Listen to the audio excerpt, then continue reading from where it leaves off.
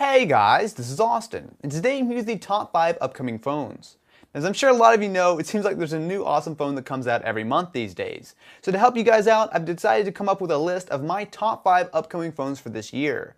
Now definitely do keep all these things with a grain of salt. Some of these have not been announced yet, and some of them won't be coming out till later on this year. But without any further ado, let's take a look at the top 5 upcoming phones. At number 5, we have the Motorola and Google X Phone.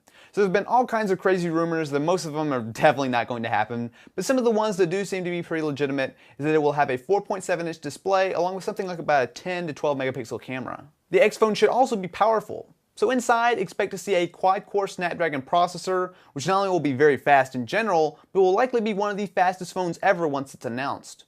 Paired up with this, which is a definitely good combination, is a huge battery. So this shouldn't be a big surprise. Motorola has actually been doing really well with battery life in their phones lately because they're really cramming huge batteries into very thin phones. As this is partially a Google phone, definitely expect to see it running a version of Android, most likely 5.0, codenamed Keyline Pi. So as far as when we're going to see the X Phone, most likely we'll see it around Google I/O, which should be in the next 2 to 3 months. At number 4, we have the Samsung Galaxy Note 3. Now the last Note was definitely a big phone in several ways, and I absolutely expect that to continue with the Note 3.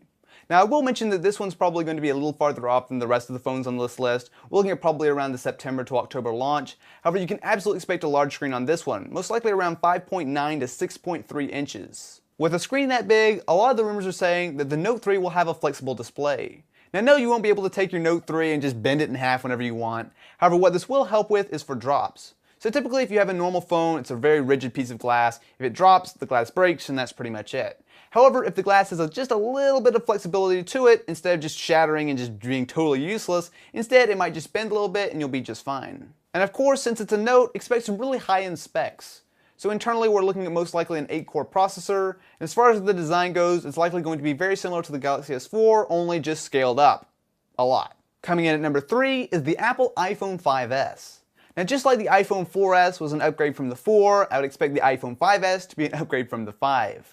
Now of course we will see some improvements and I'll get into those in just a second, but for the most part it's going to look very similar to the current iPhone 5 that we have today. The number one thing I'm excited about is iOS 7, which should be the very first major overhaul of iOS since back in 2007. Now of course there have been lots of features that have been added in the meantime, however for the most part iOS looks just like it did 5-6 years ago. However, with this version, definitely expect a little bit of a different style. Probably it's going to be a little more flatter, a little bit more minimalistic, which definitely gets 2 thumbs up from me. As far as the rest of the specs go, this will most likely be the first iPhone powered by a quad-core processor, probably known as the Apple A7. On top of that, it should see an improvement to the camera. So the current iPhone 5 has an 8 megapixel shooter. However, with the iPhone 5S, expect to see this bump to either 12 or 13 megapixels. At number 2, we have the Samsung Galaxy S4. Now this one has already been announced. In fact, I've already got myself some hands-on time with it, and you guys can check that video out if you want. But the gist of it is, this is a complete overhaul of the current Samsung Galaxy S3. On board, you'll find a 5-inch display with a resolution of 1920 by 1080. So to give you some context there, that is the exact same amount of pixels that's on a high-definition TV. Pretty impressive for a phone. Samsung has also added some pretty cool features. So you can take your hand and hover it over the phone without actually touching it to scroll up and down through different web pages. And on top of that, it also has dual camera, which allows you to take video with both the front and rear-facing cameras at the same time and overlay them. So for example, if you were filming something, you could also see your face in the exact same video. The Galaxy S4 will be powered by Android 4.2, which is the latest version of Android as of when I'm filming this video. And on top of that, it also has a 13 megapixel camera as well as a pretty beefy battery. Coming in at number 1, fittingly enough, is the HTC One. Now this is one of the best designed phones we've seen in a long time. The build quality is absolutely rock solid and the materials are almost all aluminum, which makes it look and feel very premium.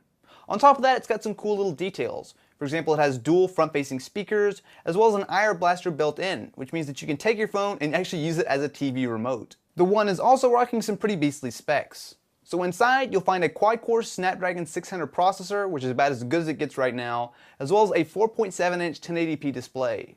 Now HTC has always done a really good job with the screens on their phone, and the One is absolutely no exception. This is by far one of the best phone displays that you will find out right now. It's also got a 4 ultra-pixel camera.